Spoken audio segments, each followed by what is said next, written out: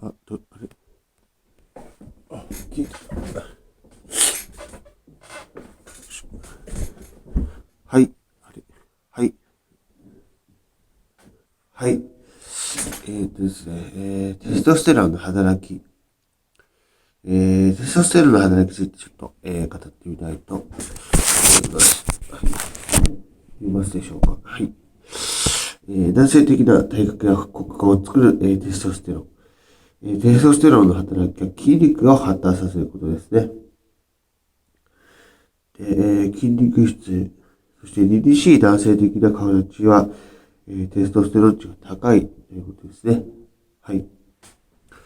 で次、フェロモンですね。フェロモンはですね、アンドロスタティエロンという、人間フェロモンということですね。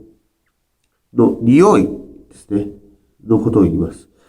匂いとしては、実際感じられないんですけど、脳の働きからわかるということで、その脳のね、動きによって、わかるということですね。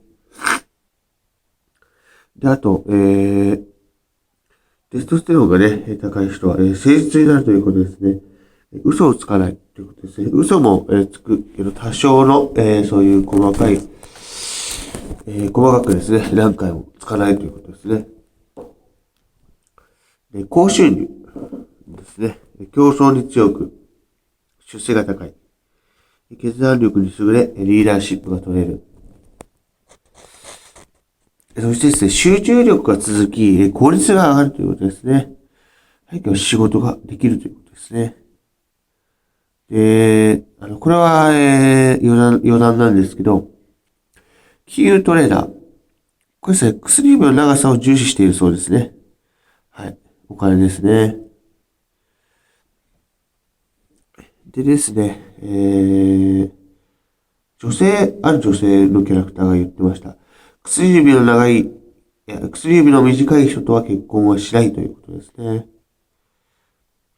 で、なぜかというと、平均の6倍高い収入がテストステロン値が高い人はあるということですね。ない人に比べてということですね。で、やっぱりテストステロン値が高い人は、競馬とかオートレースとかパチンコに行く人が多いということですね。はい。